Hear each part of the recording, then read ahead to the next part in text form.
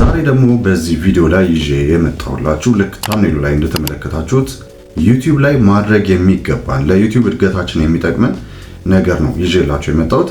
ዛሬ በክፍል አንድ ቪዲዮ ለዩቲዩብ ከሚጠቅሙንና ዩቲዩብ ላይ ማድረግ ያለብን ዩቲዩብ ላይ እንድናድግ ብቻም ሳይሆን ዩቲዩብ ላይ በትክክል መስራት እንድንችል ማድረግ ያለብንን የመጀመሪያ ነገር ዛሬ ጠቁማችኋለሁ ማለት ነው። እስከ መጨረሻው ድረስ አብራችሁ እንድትቆዩ ጋብዛችኋለሁ። ሰላም ጤና ይስጥልኝ ውድ የቲፕስ ፎር ዩ ቻናል ቤተሰቦች እንኳን ደህና መጣችሁ። ይህ የእናንተ የዩቲዩብ ቅምሻ ቪዲዮዎች የሚቀርቡበት የዩቲዩብ ቻናል ነው። በተለይ ደግሞ ጀማሪዎችም ሆነን ብዙ ዓመትም እየሰራን ብንሆን ሁልጊዜም ቢሆን የዩቲዩብ ህጎችን የዩቲዩብ ደንቦችን መጠበቅ በጣም አስፈላጊ ነው። ከዛ ጎን ለጎን ደግሞ እኛም ቢሆን ዩቲዩብ ላይ ማደግ እስከፈለግን እንደዚሁም ደግሞ ያሰብንበት ደረጃ መድረስ እስከፈለግን ድረስ ማድረግ ያሉብን ነገሮች ደግሞ አሉ። እነዚህ ማድረግ ያሉብን ነገሮች በጊዜ ሂደት በጊዜ ጠብቆ ዩቲዩብ ቻናላችን ጥሩ እድገት እንዲያገኝ፣ ጥሩ ተመልካች እንዲያገኝ ብሎም ደግሞ ጥሩ ተከፋይ መሆን እንድንችል ይረዱናል። አንድ ሰው የዩቲዩብ ቪዲዮ ሲሰራ ምን ነገሮችን ነው በአእምሮ መያዝ ያለበት? የመጀመሪያው ትልቁ ነገርስ ምንድን ነው? አንድ ሰው ዩቲዩብ ከፍቶ ለመስራት ሲያስብ የመጀመሪያው ትልቁ ማሰብ ያለበት ማድረግ ያለበት ነገር ምንድን ነው የሚለውን ነው የምንመለከተው። እንግዲህ ማድረግ ካለበት ነገር የመጀመሪያው ትልቁ ነገር አንድ ሰው ዩቲዩብ ቻናል ለመክፈት ሲነሳ ማሰብ ያለበት ነገር ምን ኮንቴንት አይዲያ እሰራለሁ ወይም ምን ይዘት ነው ይዤ የምንቀሳቀሰው የሚለውን ነው ማሰብ ያለበት።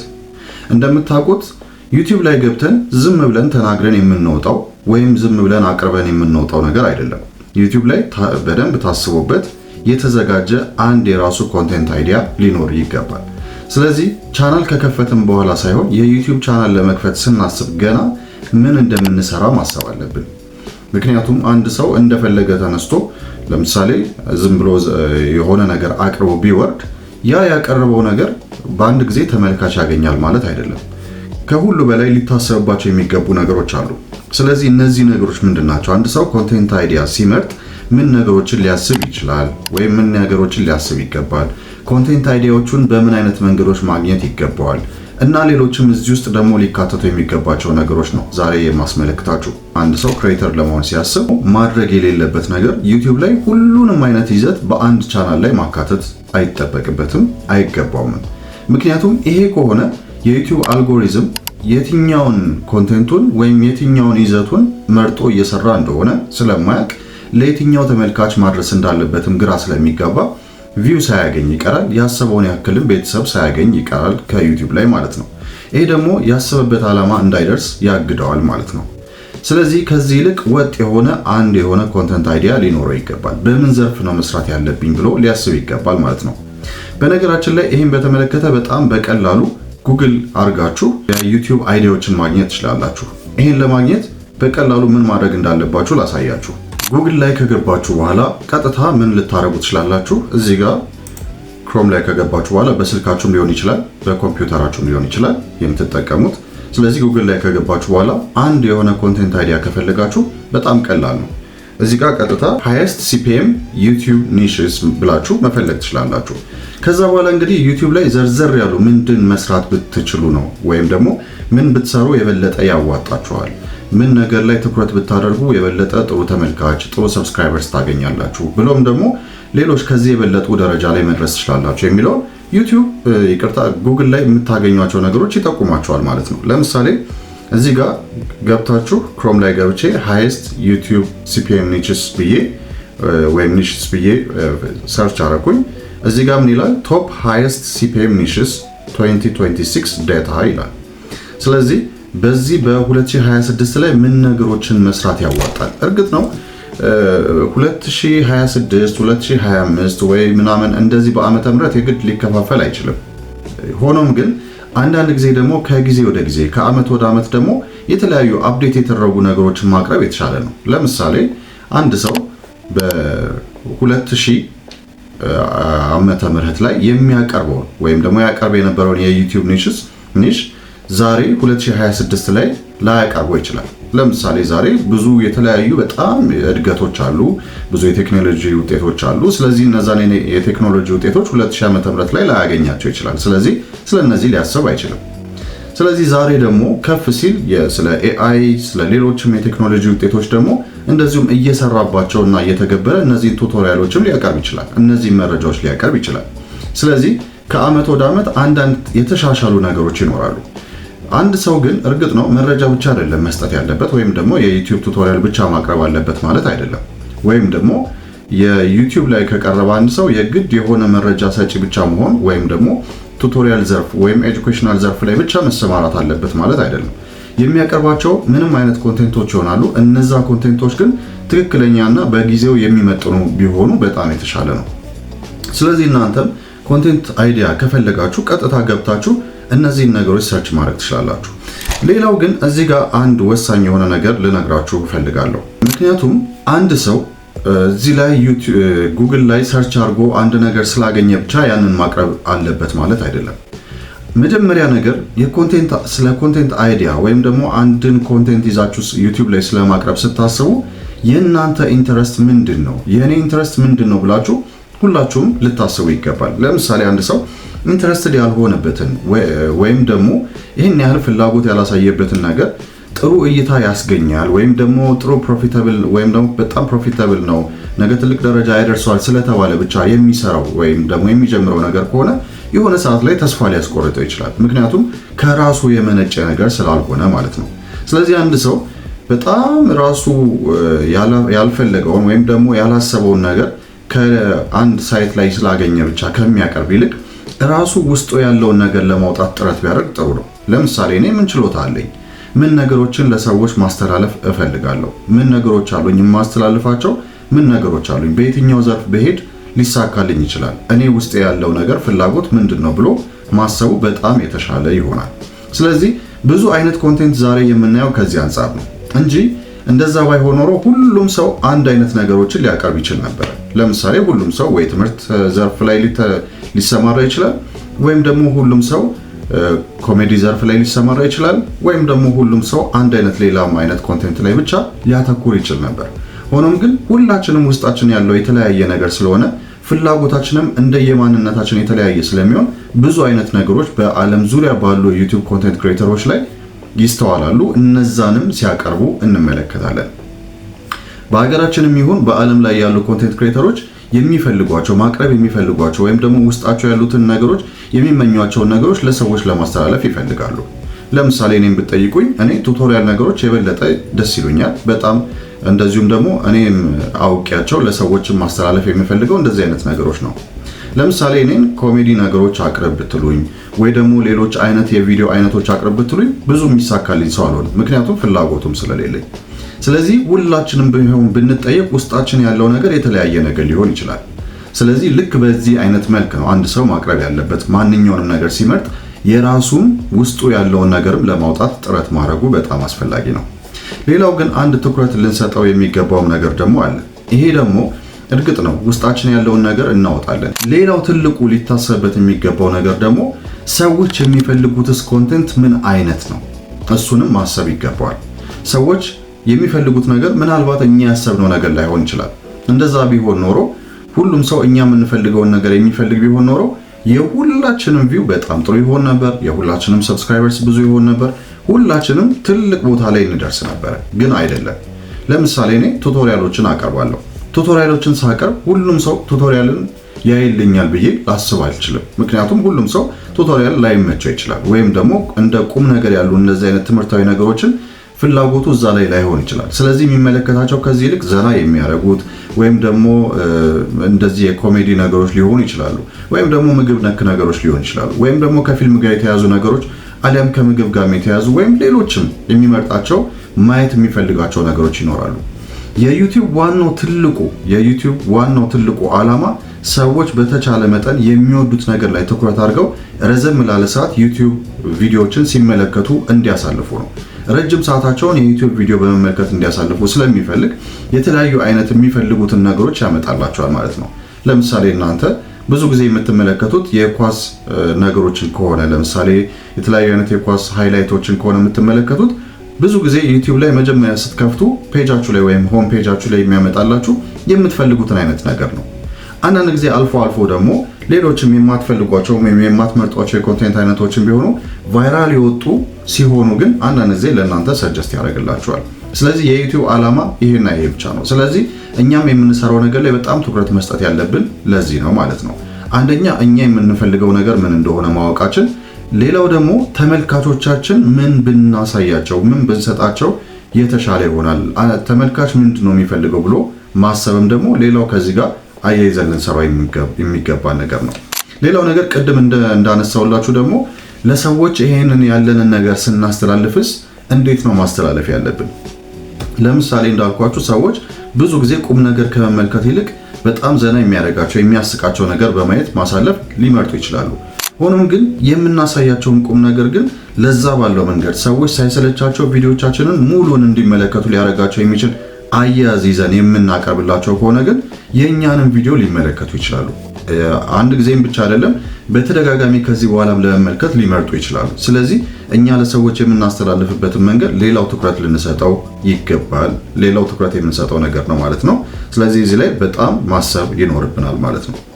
ሌላው ነገር ይዘቱስ ምን አይነት መሆን አለበት የሚለው ደግሞ ሌላው ተከትሎ የሚመጣ ነገር ነው። ይዘቱ ስንል የኮንቴንት አይዲያው ምን አይነት ነው መሆን ያለበት ወይም ደግሞ ምን ኮንቴንት ልምረጥ ሳይሆን ኮንቴንቱን ኦልሬዲ መርጠናል፣ የምናስተላልፍበትን መንገድ መርጠናል። ግን እዛ ያ የምናስተላልፈው ነገር ግን እዛ የያዝነው ኮንቴንት አይዲያ ውስጥ የምናስተላልፈው ነገር ምን ነገሮችን የያዘ ሊሆን ይገባል ወይ ምን ነገሮችን ያሟላ ሊሆን ይገባል የሚለውን እንመለከታለን። የመጀመሪያው ነገር ወጥነት ያለው መሆን አለበት፣ አሳማኝ መሆን አለበት፣ ትክክለኛ መረጃ ላይ የተመሰረተ መሆን አለበት፣ ዘና የሚያደርግ መሆን አለበት፣ ቋሚ ፕሮግራም ያለው መሆን አለበት፣ እንዲሁም ንጹህ መሆን አለበት። እነዚህ ነገሮች ምን እንደሆኑ ባጭሩ ልተነትንላችሁ እችላለሁ። ለምሳሌ አሳማኝ ሲባል ምን ማለት ነው? አሳማኝ ሲባል ሰዎች ቪዲዮን ያገኙት ነገር የሚጠቅማቸው እንደሆነ ማሰብ ይኖርባቸዋል። ስለዚህ ከኛ ቪዲዮ ያገኙት ነገር ምንድን ነው? ሁሌም እንዲመለከቱት ምን ሊያረጉ ወይም ምን ልናረግላቸው ይገባል። ስለዚህ ያ ቪዲዮ ካሳመናቸው በሚቀጥለው ጊዜ ተመልሰው መጥተው የኛን ቪዲዮ ለመመልከት ሊገፋፉ ይችላሉ። ሰብስክራይብ ያደርጉናል፣ እንደዚሁም የኖቲፊኬሽኑ ምልክት ይነካሉ። ስለዚህ ሁሉ ጊዜ የኛ ቪዲዮ እንዲያመልጣቸው ስለማይፈልጉ ስላሳመናቸው ያንን ቪዲዮዎቻችንን ሊመለከቱ ቻናላችን ላይ ብዙ ጊዜ እንዲያሳልፉ ሊረዳቸው ይችላል። በተዘዋዋሪ ዩቲዩብ አልጎሪዝሙ በደንብ ቪዲዮዎችን ለሰዎች ማድረስ እንዲችል እንደዚህ አይነት ተመልካቾች ያስፈልጉናል። ስለዚህ እኛ አሳማኝ የሆኑ ቪዲዮዎችን ማቅረባችን አስፈላጊ ነው የሚባለው ከዚህ አንጻር ነው። ማሳመን ይሄ ነው። ሌላው ትክክለኛ መረጃ ላይ የተመሰረተ መሆን አለበት። ትክክለኛ መረጃ ላይ የተመሰረተ ማለት ቱቶሪያል ብቻ ስለሆነ አይደለም፣ ወይም ደግሞ የምግብ ዝግጅት ስለሆነ አይደለም፣ ወይም የኳስ ምናምን ስለሆነም አይደለም፣ ወይም ሌሎችም አይነት ኮንቴንቶች ልታስቡ ትችላላችሁ። ግን ማንኛውም የምናቀርበው ነገር መዝናኛም ይሁን መረጃም ይሁን ቁም ነገርም ይሁን ቀልድም ይሁን የምናቀርበው ነገር ግን ትክክለኛ መረጃ ላይ የተመሰረተ መሆን አለበት። ለምሳሌ አንድ ሰው ዜና ሲያቀርብ ትክክለኛ ያልሆነ የቆየ ወይም ደግሞ ያልተረጋገጠ ዜና የሚያቀርብ ከሆነ ከዚህ በኋላ ሰው ተመልሶ ሊያየው አይችልም። ሌሎችም ደግሞ ቱቶሪያሎች ቢሆንም ተመሳሳይ ነው። ሌላም ነገር ብናቀርብም ተመሳሳይ ነው። ስለዚህ እውነተኛ መረጃ ማናቀርብ በምናረጋቸው ነገሮች ውስጥ ትክክለኛ የሆኑ ነገሮችን አሳማኝ የሆኑ ነገሮችን ማናረግ ከሆነ ትክክለኛና ወቅታዊ የሆኑ ነገሮችን የማናቀርብላቸው ከሆነ ሰዎች አያምኑንም። ያ ማለት ተመልሰው ነገ አይመጡም፣ ቻናላችንም በነበረበት ይቀራል ማለት ነው። ይሄ ነው። ሌላው ነገር ደግሞ ንጹህ መሆን አለበት። ንጹህ መሆን ማለት ምን ማለት ነው? ለአንድ ኮንቴንት አይዲያ ካላችሁ ደግሞ ንጹህ ማለት ሰዎችን የማይበክል ሰዎችን ለተሳሳተ አመለካከትና እርምጃ የማይጋብዝ ማለት ነው። በነገራችን ላይ ዩቲዩብ እንደዚህ አይነት ኮንቴንቶችን አይፈልግም፣ ያስወግዳል። በተቻለ መጠን ዩቲዩብ እንደዚህ አይነት ኮንቴንቶችን ሙሉ ለሙሉ ይሰርዛል፣ የዩቲዩብ ቻናሎችንም ይዘጋል። ይሄ ማለት ለምሳሌ ሰዎችን እርስ በርስ እንዲጋጩ፣ ህብረተሰቡን እንዲጋጭ፣ ህብረተሰቡ እንዲጎዳ ብሎም ደግሞ ከህብረተሰብ ደግሞ አልፎ ሀገርን ሊጎዱ ይችላሉ ተብሎ የሚታሰቡ ጸብ የሚያነሳሱ፣ ግጭት የሚያነሳሱ፣ እጾችን ሰው እንዲወስድ የሚያበረታቱ፣ ህገወጥ የሆኑ ነገሮች ላይ እንዲሰማራ የሚያበረታቱ ከሆኑ ዩቲዩብ ይህንን ሁሉ ስለሚመለከት ቻናሎቻችንን ሊዘጋቸው ይችላል። ስለዚህ እንደዚህ ማድረጋችን ተገቢ አይደለም። አንዳንድ ጊዜ ሰዎች ትክክለኛ ያልሆኑ ነገሮች እንደዚህ አይነት ነገሮችን ለማየት የሚነሳሱ ቢሆንም ዩቲዩብ ግን ስለማይፈቅድ ቻናላችን እንዲዘጋ ምክንያት ሊሆን ይችላል። ይሄ ደግሞ የኛ ጊዜያዊ ተመልካች ማግኘት ሳይሆን ማሰብ ያለብን እስከ መጨረሻው ድረስ እነዚህ ነገሮች ላይ እንዳንሰራ ልንታገድ እንደምንችልም ማወቅ ይኖርብናል ማለት ነው። ሌላው ከዩቲዩብ ጋር በተያያዘ ደግሞ ንጹህ መሆን አለበት የሚባልበት ሌላው ምክንያት ደግሞ እንደዚህ አይነት ወንጀል ነክ ወይም ደግሞ ሰውን ለተሳሳተ አመለካከት የሚዳርጉ ነገሮች መሆናቸው ብቻም አይደለም። በነገራችን ላይ ዩቲዩብ ሰሞኑን በብዙ ሺህ የሚቆጠሩ ቻናሎችን እየዘጋ ነው ያለው።